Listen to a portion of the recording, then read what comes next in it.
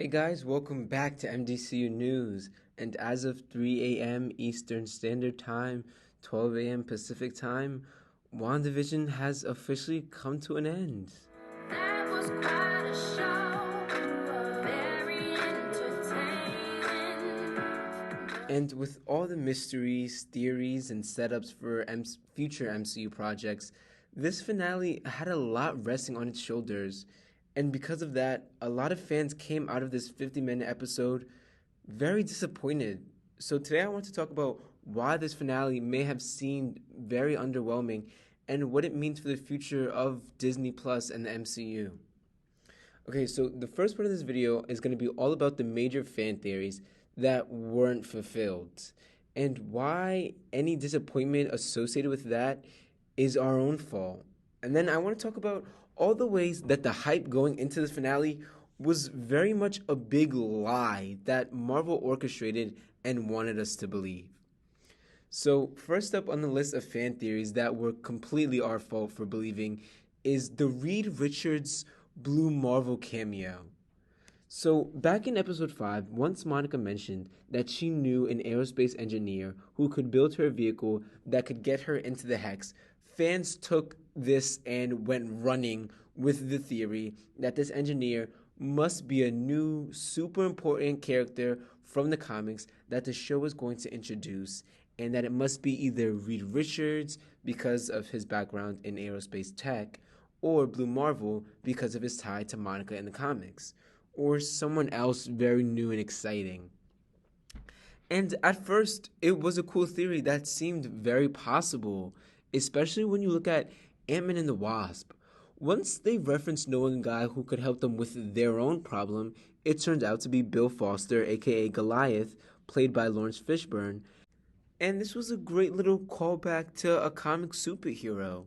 So many people were expecting Monica's reference to be the same kind of foreshadowing of a cameo, which made sense until we got to episode 7, and the show introduced the aerospace engineer as a sword agent slash army woman who Monica knew from her days back as being an agent herself. And this was so obviously the connect that Monica was referencing. She said she knew someone who could make her this special vehicle, and then 2 episodes later, this woman brought her the vehicle. So clearly she was the special someone. And yet, a lot of fans completely ignored that and kept guessing that Monica's aerospace engineer connect was still Reed Richards somewhere behind the scenes and was going to reveal himself in the finale. Huh? And I just like to say, everyone who subscribes to my channel and watched my episode 7 breakdown knew better than to think Mr. Fantastic was showing up. So subscribe to my channel for less disappointment. The next theory that almost every single fan believed and was kind of our fault in believing so is the House of M plotline. This is a tough one because ever since the very first trailer where we saw the floating wine bottle that supposedly translated into House of M, everyone was sure that WandaVision was going to be the MCU's adaptation of this iconic comic book run and would end in a world-changing event where Wanda single-handedly wills mutants into existence or rips open the multiverse. And that sounded great and fun and exciting, but did it really ever make sense?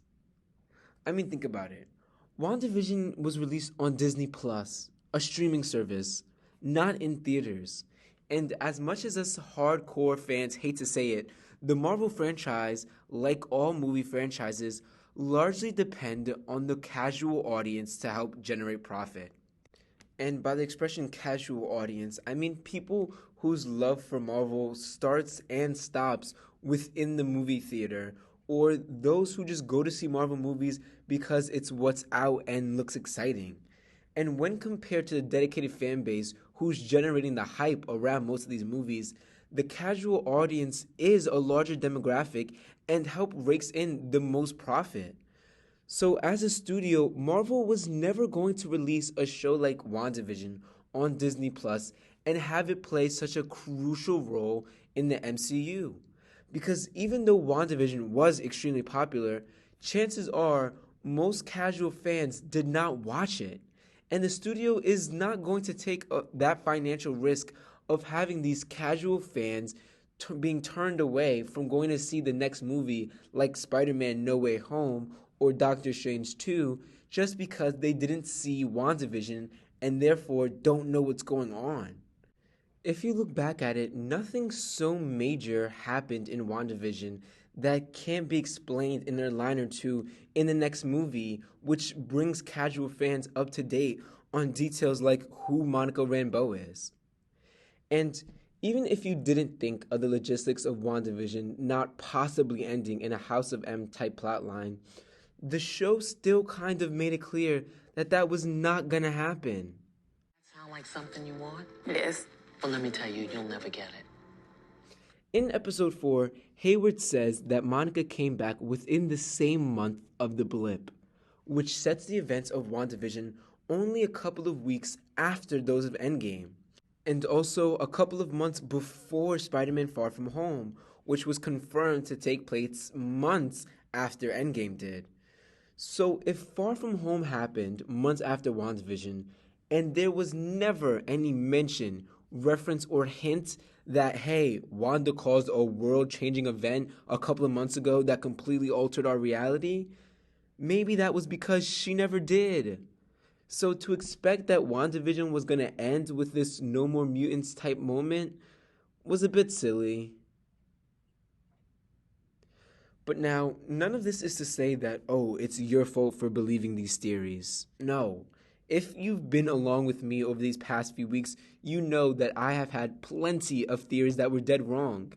And even if you didn't believe any of these theories, the finale still may have been disappointing. And that's probably because Marvel kind of set us up.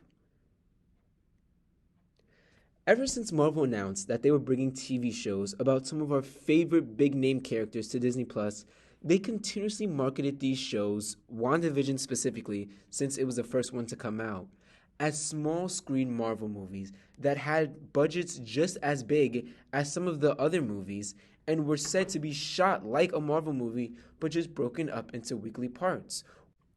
But that was kind of a lie. WandaVision was nothing like a Marvel movie. Sure, it's set in the MCU, stars 2 Avengers, and has some pretty good effects, but the pacing, the overall significance to the greater MCU, the action, it just wasn't on par with even some of the lesser MCU movies that we have recently seen. Now, I'm not saying WandaVision is the worst MCU content we got as of late, nor am I even saying that it was bad. I loved it. But the issue is, it wasn't what it was made out to be. It didn't feel like a big budget film just broken up, which is what it was marketed as. Now, just to get a better understanding of the problem, let's look at the Marvel Netflix shows like Daredevil or even Agents of S.H.I.E.L.D. on ABC. When both of those shows were first coming out, they were set to be part of the MCU, but never did they try to be a Marvel movie. It was always clear that these shows were spin-offs that would largely be self-contained and have a fun reference to the main MCU every now and then. So when these shows never ended up having A-list Avengers or world-changing events that would be reflected in the MCU, it wasn't that big of a deal because going into it, fans knew that was never really a possibility. WandaVision, on the other hand, dangled Doctor Strange, mutants, and the multiverse in front of us throughout the whole series, especially with those huge cliffhangers every week that pointed to some big, exciting finale. Even looking outside of the show, Elizabeth Olsen teased a Luke Skywalker type cameo, and Paul Bettany spoke of an actor who he always wanted to work with. And both of these were tricks to pull us along to the season finale and leave us there looking kind of stupid. And I strongly believe all of this fake hype is coming from Disney, pressuring Marvel Studios to rake in the subscriber count to Disney Plus that they're desperately lacking. But at least now we know better. With WandaVision coming to an end, we as the fans now know that for Falcon and the Winter Soldier, Loki, and all the other new shows, they're going to be different. exciting, and downright beautiful content from Marvel on Disney Plus. But we definitely should not be expecting Marvel movies on the small screen. So that is all for today. And although I didn't address any of the plot points or anything like that from the finale, I am going to be putting out a couple more videos about everything we've gathered from the final episode, what this means for the future of the MCU, and my overall review of the show as a whole. And I'd like to give a nice shout out to everyone who has joined me so far in my YouTube journey as I venture to tackle each new episode of WandaVision. And now that that's over, we've got exactly 1 week of rest until Falcon and the Winter Soldier graces us with some more new content. So definitely make sure to subscribe to my channel so you don't end up going into another season finale with a lot of far out expectations and end up getting disappointed again. So that's it for today, folks. Peace out.